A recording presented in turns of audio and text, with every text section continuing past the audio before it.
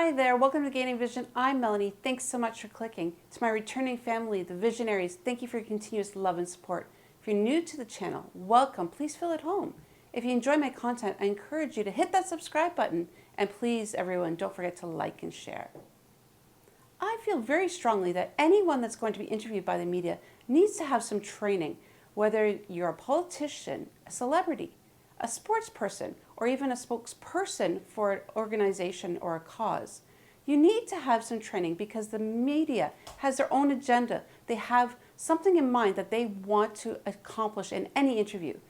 And I came across a couple videos of the Prime Minister of Barbados, and I don't know how she does it, but she's always so perfect. She's on target. No matter who sways her, she stays true to her message and her beliefs. It's incredible.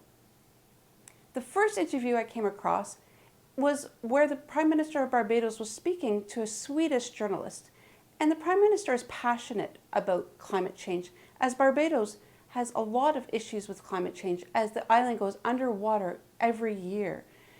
Little by little, it's sinking because of climate change. So she's passionate, and she was trying to explain why it was that she needed money to counteract the climate effect.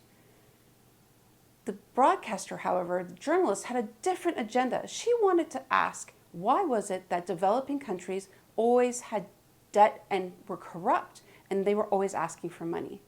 The Prime Minister would have heard nothing of it and put her in her place. First country in the world to get some sort of climate profile on your loans. What does it mean to Barbados? That, for the first time, has the IMF given long-term capital with a significant moratorium, 10.5 years moratorium on 20-year money. So to begin with, it gives me the space and time to do a lot of the things that I need to do without having to face the debt service in the next 2, 3, 4 years. And that therefore allows us to be able to have growth over the period of time to help us repay the loan in a way that does not retard or distort what I'm able to do for the rest of the country with respect to other areas of expenditure. She stayed firm. She explained why she needed the money and what she would do with it. And why was it that she felt comfortable saying that developing countries were corrupt, when in fact, countries across the globe were more corrupt. In fact, so many more countries lived on colonizing other countries and were corrupt to the core. She laid out her feelings on the topic, cool, calm, and collective. She wasn't rude at all, but she definitely stood firm. The elephant in the room, what a lot of Western climate diplomats tell me is that leaders like yourself also carry a responsibility. Why are vulnerable countries still so debt-stricken? Why is there still corruption? What is your response to that? You really want me to answer you? I do. Okay. Why is it that every time we talk about countries from the south, the first allegation is corruption? Last time I checked, in the USA and the UK and Europe, they're riddled with corruption, but nobody says that they're not capable of achieving their objectives because of corruption. Why is it that we're not talking about the fact that these countries became independent, having allowed those countries that colonized them to extract significant portions of their wealth, such that we had no proper housing, no proper education, no proper healthcare systems, no proper legal systems, no proper across the whole street, and certainly nothing to do with building social capital like community development and cultural enterprises. And what has happened is therefore that we have spent the time since independence trying to give our people what the global north has taken for granted and has supported by the extrication of centuries of wealth to give their people out of our blood, sweat and tears.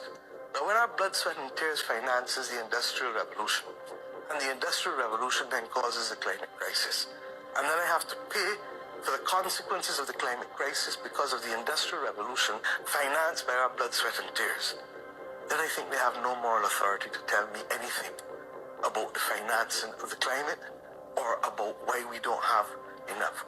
Is it anger over this that fuels your energy? Anger? Absolutely not. Unfairness, lack of justice. I'm not angry.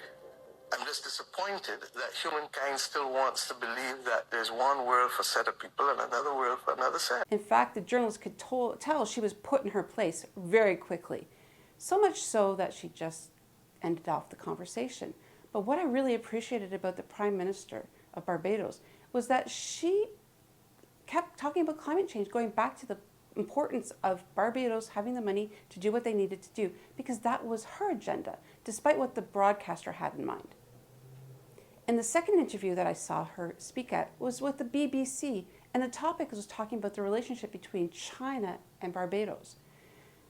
The BBC reporter was unprepared, did not know the history, and definitely got dinged by the Prime Minister of Barbados right at the very beginning when she alluded to the fact that it was a developing relationship between China and Barbados.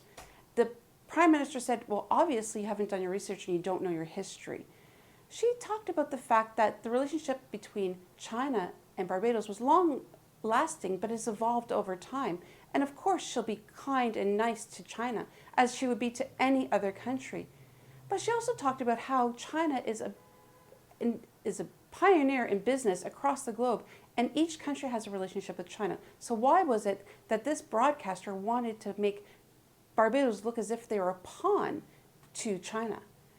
I love the fact that she stayed firm to her point, her messaging, and she put her in her place. The journalist even said at the end of the interview, but it's not just Barbados that's moving closer to China, it's the whole of the Caribbean. I mean, it's the whole investment world from China has gone up many folds. But so in is the the last whole few world. years. If I look correctly, I think the Chinese hold a large percentage of assets within the United States of America and a large amount of their treasuries as well.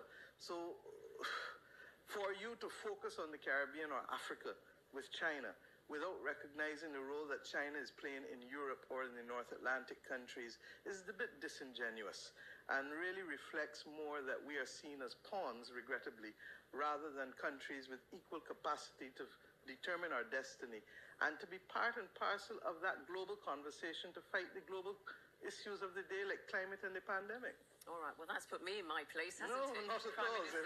it was amazing to see how the broadcasters in both of these interviews and in so many others have their own agenda, and they try to get the Prime Minister of Barbados to go down that path with them. But she'll have no part of it. And in fact, she's an exceptional example of how we need to be when being interviewed by the media.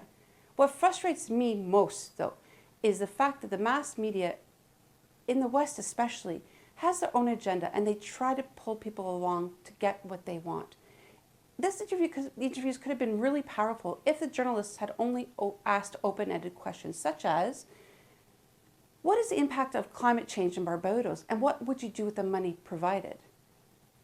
Do you feel that the relationship with China is beneficial, and how has it evolved? What are your thoughts, and how do you think that Barbados will find a good, equal access to China? These are questions that would have been open-ended, and the Prime Minister would have been able to share the message, but oh no, the journalists had their own agendas. We have to be mindful as people being interviewed to stand our grounds, to be prepared for anything the journalists and broadcasters throw at us, because we know their agendas will come first. I think we all should take a lesson from the Prime Minister of Barbados, as she showed us how it's done with class, grace, and definitely in style. I'd love to hear your thoughts and ideas on these. Drop your comments below and let's have a conversation. Also, if you've seen some other broadcasters trying to do the similar thing, drop them below. I'd love to check them out. And of course, don't forget to hit that notification button, hit like and share, and we'll see you next time. Bye.